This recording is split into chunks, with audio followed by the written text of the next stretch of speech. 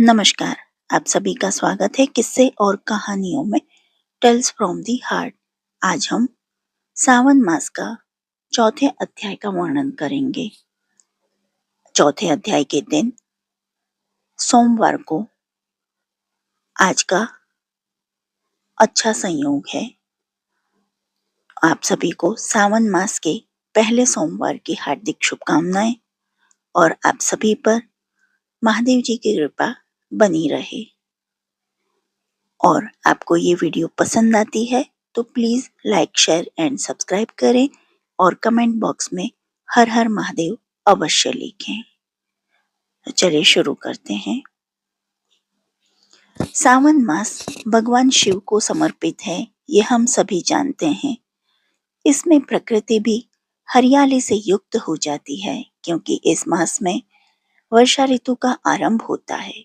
इस मास में व्रत, जलाभिषेक, रुद्राभिषेक, महामृत्युंजय जाप, शिव पुराण श्रवण कथा, व्रत करना विशेष फलदायी है।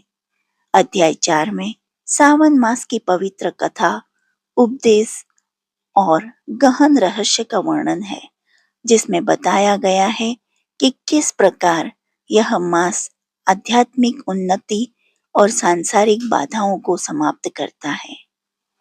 प्राचीन काल में काशी नगरी में भद्रसेन नामक एक धर्मात्मा राजा राज्य करते थे। वे परम शिव भक्त थे।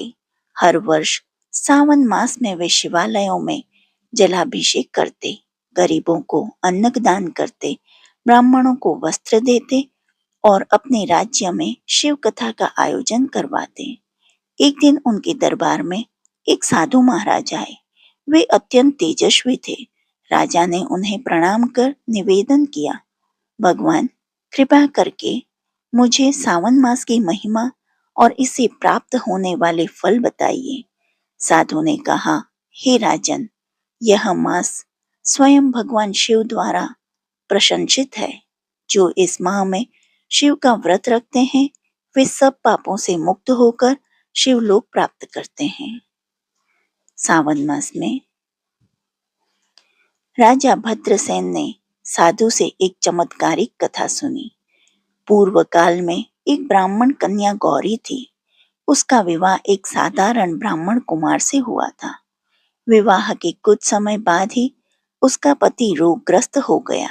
निर्धनता और संकट के कारण वह निरंतर दुखी रहती थी। एक दिन सावन मास में वह मंदिर गई और उसने एक वृद्धा को बेलपत्र चढ़ाते और भगवान शिव की पूजा करते देखा। वृद्धा ने उससे कहा, हे पुत्री, इस मास में शिव उपवास और जलाभिषेक करने से सभी संकट दूर होते हैं। तुम भी सावन के सोमवार का व्रत रखो। गौरी ने निश्चय किया कि वह पूरे सावन मास व्रत रखेगी। उसने बेलपत्र, दूध, जल से भगवान शिव का अभिषेक किया। प्रतिदिन शिव चालीसा, महामृत्युंजय जाप और रुद्राष्टक का पाठ करती रही। एक दिन स्वप्न में भगवान शिव ने दर्शन देकर कहा, पुत्री, तेरे व्रत और भक्ति से प्रसन्न होकर तेरे पति को आरोग्य और दीर्घायु का आशीर्वाद देता हूँ। कुछ ही दिनों में उसका पति स्वस्थ हो गया। घर में धन धान्य आ गया और घर में सुख शांति लौट आई। गुरु शिवानंद की कथा। काशी में ही गुरु शिवानंद नाम के संत रहते थे। उन्होंने 12 वर्षों तक प्रतिवर्ष सावन मास में गंगा जल से शिवलिंग का अभिषेक कर रुद्राभिषेक किया। उनकी भक्ति इतनी प्रबल थी कि भगवान शिव ने उनके ऊपर जल की बूंदों के रूप में रुद्राक्ष बरसाए। गुरु शिवानंद ने उन रुद्राक्ष को भक्तों में वितरित किया, जिससे भक्तों के कष्ट दूर हुए, विवाह में बाधाएं दूर हुई, रोग समाप्त हुए और उनके घर में लक्ष्मी का वास हुआ। सावन मास के नियम और विशेष साधना। सावन सोमवार व्रत को प्रत्येक सोमवार जल, दूध, दही, घी, मधु और गंगा जल से अभिषेक करें। बेलपत्र, धतूरा, आग, कुशा अर्पित करें। रुद्राष्टक, शिव चालीसा महामृत्युंजय जाप का प्रतिदिन पाठ करें। महामृत्युंजय जाप कम से कम 108 बार, रुद्राष्टक 11 बार, शिव चालीसा 1 बार अवश्य पढ़ें। पंचाक्षरी मंत्र का जाप जितना अधिक कर सके उतना करें। प्रतिदिन 108 या 1008 बार जाप करें। दान और सेवा, गरीबों को अन्न, वस्त्र और जरूरत का सामान दान करें। गौ सेवा करें। सात्विक भोजन और संयम रखें। इस मास में अधिक क्रोध, कटु वचन, तामसिक भोजन और असत्य वर्जित है। सावन मास में प्राप्त होने वाले फल, विवाह में विलंब हो रहा हो तो सावन सोमवार का व्रत शीघ्र फल देने वाला है। ग्रह कलेश समाप्त होते हैं। संतान सुख होता है।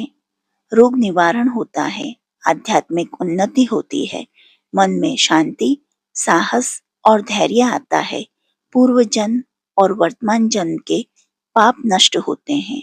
शिव कृपा से मृत्यु का भय समाप्त होता है और मोक्ष का मार्ग प्रशस्त होता है।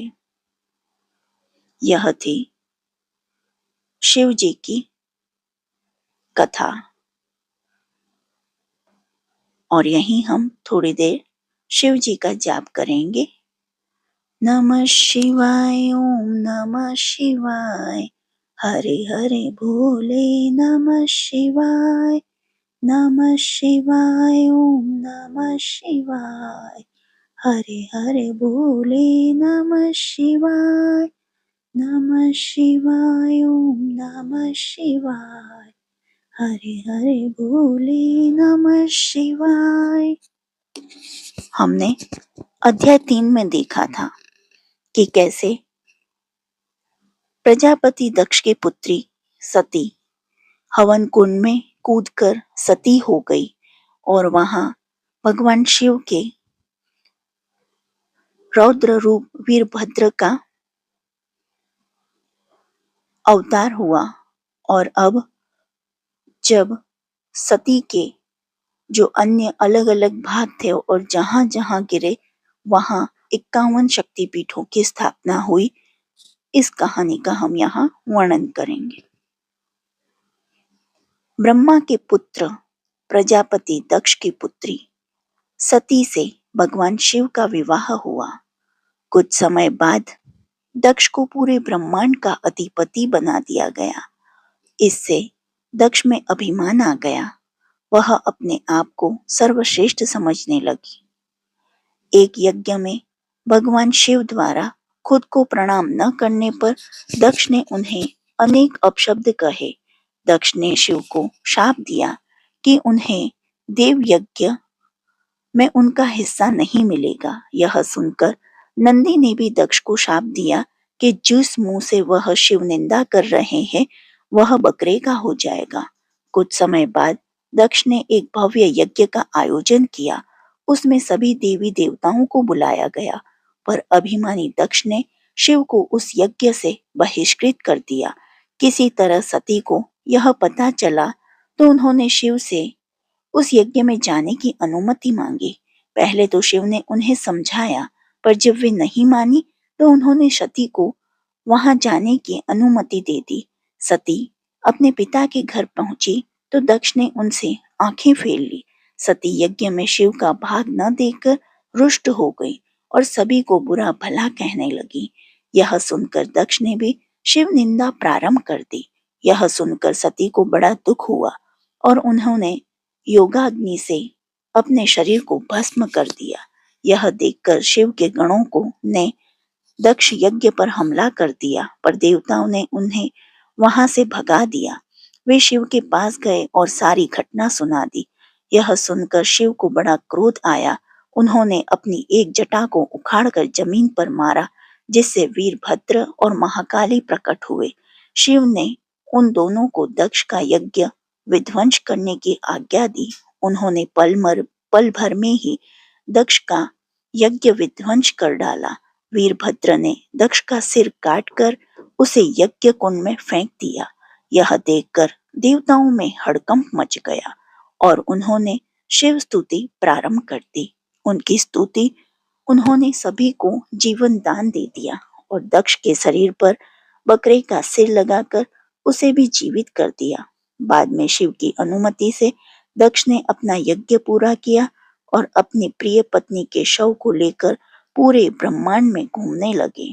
उनके शरीर, उनके प्रताप से सारी सृष्टि जलने लगी।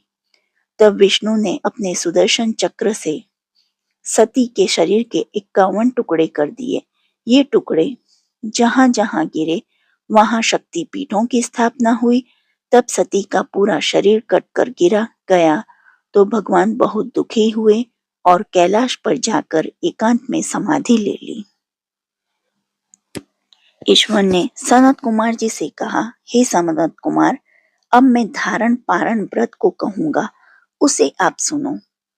पूर्व प्रतिपदा तिथि को पुण्यवाह वचन कराकर मेरे प्रसन्नार्थ धारण पारण व्रत का संकल्प करें। एक दिन धारण, दूसरे दिन पारण करें। धारण में उपवास तथा पारण में भोजन विहित है।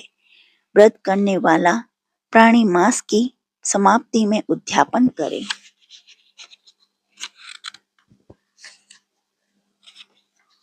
श्रावण मास की समाप्ति में कीर्तन पुण्याह वचन कराकर हे मानद आचार्य और अन्य ब्राह्मणों का वरण करें। पार्वती शंकर की प्रतिमा को घट के ऊपर स्थापित कर रात में भक्ति द्वारा अर्चन करें। रात में पुराण का श्रवण कीर्तन आदि द्वारा जागे। सुबह को अग्नि रखकर हवन करें। त्रयंबके यजामहे इस मंत्र से तिल और चावल की आहुति दें। वामदेवाय विद्महे महादेवाय धीमहि तन्नो रुद्र प्रचोदयात् इस मंत्र से घृत तथा चावल की आहुति दें। षडक्षर ओम नमः शिवाय मंत्र से खीर की आहुति दें। फिर पूर्णाहुति होम कर शेष कार्य समाप्त करें। ब्राह्मणों को भोजन कराकर आचार्य का अर्चन करें। हे महाभाग, इस तरह व्रत को करने मात्र से ब्रह्म हत्या आदि पातकों से मुक्त हो जाता है, इसमें संदेह नहीं है। हे मुने, अब आदर पूर्वक श्रावण मास में उपवास की विधि सुनिए। स्त्री या पुरुष इस व्रत के लिए संयतात्म और जितेंद्रिय होकर प्रतिपदा तिथि को सुबह व्रत का संकल्प करें। अमावस्या के रोज लोक शंकर वृषध्वज भगवान शंकर का 16 उपचार से अर्चन करें। ब्राह्मणों का वस्त्र अलंकार आदि द्वारा पूजन करें। यथाशक्ति भोजन कराकर प्रणाम कर विसर्जन करें। इस तरह मास का उपवास व्रत मुझे प्रीतिदायक है। 1,00,000 संख्या वाली रुद्रवर्ती विधि करें। सादर रुई द्वारा निर्मित 11 बत्ती बनावें। मुझे प्रीति वाले वे बत्तियां रुद्रवर्ती नाम से कही जाती हैं। श्रावण मास के प्रथम रोज से विधि संकल्प करें। श्रावण मास में देवों के देव महादेव हैं। भक्ति से उस गौरीश की 1,00,000 बत्ती से आरती करूंगा। यों संकल्प कर रोज 1,000 बत्ती द्वारा अर्चन करें। समाप्ति पर 71,000 बत्ती से आरती करें या रोज 3 सहस्त्र बत्ती द्वारा आरती करें। अंतिम दिन 13 सहस्त्र बत्ती द्वारा आरती करें या एक ही रोज 1,00,000 रुद्रवर्ती को प्रज्वलित करें। मुझे अधिक प्रिय उन बत्तियों को शुद्ध घृत से सेवन करें। संसार की सेव स्वामी महादेव का अर्चन कर कथा सुने। सनत कुमार ने भगवान शंकर से कहा, हे देव, मुझ पर दया कर। इस व्रत के प्रभाव तथा किसने इस व्रत को किया, उद्यापन की विधि इस व्रत की क्या है, यह मुझे कहें। भगवान शंकर ने सनत कुमार जी से कहा, हे ब्रह्मपुत्र, आप अवश्य इस व्रत को सुने। यह व्रतों में श्रेष्ठ रुद्रवर्ती व्रत महान पुण्यप्रद है तथा संपूर्ण रूप उपद्रव को नाश करता है। प्रीति तथा सौभाग्य को देने वाला है। पुत्र पौत्र तथा समृद्धि को देने वाला है। भगवान शंकर को अत्यंत प्रिय है और उत्तम शिवलोक को देने वाला है। तीनों लोक में रुद्रवर्ती के तुल्य अन्य श्रेष्ठ व्रत नहीं है। इसकी एक पुरातन कथा कहते हैं। क्षिप्रा नदी के सुंदर तट के किनारे रमणीक उज्जैनी नाम की पुरी है। उस पुरी में सुगंधा नाम वाली बहुत सुंदर वेश्या थी। उस सुगंधा ने युवा पुरुष तथा कई ब्राह्मणों में धर्म भ्रष्ट किए, बारंबार बहुत से राजा तथा राजकुमारों को नग्न किया, उनके भूषण आदि ग्रहण पर कर धिक्कार दे उस वेश्या ने उन्हें निकाल दिया। यूं उस सुगंधा ने बहुत प्राणियों को लूटा। उस वेश्या के शरीर से की सुगंध एक कोस तक सुगंधित होती रहती थी। पृथ्वी पर उसके रूप, लावण्य तथा कांति की ख्याति थी। नाच कार्य में रंभा आदि देवांगनाओं का अपमान करती थी। पैर की चाल से पद पद पर हंसती तथा हंसों की चाल की हंसी उड़ाया करती थी। कौतुकवश किसी समय वह वेश्या भ्रुकुटी तथा कटाक्षों से काम बाण को त्यागती हुई क्षिप्रा नदी तट पर गई। वहां उसने सब और ऋषियों से युक्त क्षिप्रा नदी को देखा। कुछ ब्राह्मण ध्यान में संलग्न, कुछ जप में लीन, कुछ शिवार्चन में और कुछ विष्णु अर्चन में संलग्न थे। हे महामुने, इन सबों के मध्य महर्षि वशिष्ठ को उस वेश्या ने देखा। उनके दर्शन मात्र के प्रभाव से उस वेश्या की बुद्धि धर्म में हो गई। जीवन तथा विषयों से मन हट गया। उस वेश्या ने विवश हो मुनि श्रेष्ठ वशिष्ठ को बारंबार प्रणाम कर सब पाप कर्मों के नाश का उपाय पूछा। सुगंधा ने कहा, हे अनाथ नाथ, हे विपेंद्र, हे योगेश, मैंने बहुत पाप किए हैं। हे प्रभु, मैंने बहुत पाप किए हैं। हे प्रभु, आप उन संपूर्ण पाप नाशक उपायों को कहें। ईश्वर सनत कुमार जी से बोले, दीन वत्सल वशिष्ठ मुनि ने उस वैश्या के कर्मों को जानकर आदर से उस वेश्या से कहा, हे भद्रे, एकाग्रचित्त हो सुनो। तेरे पापों का नाश जिस पुण्य से हटेगा, मैं वह सब कहता हूँ।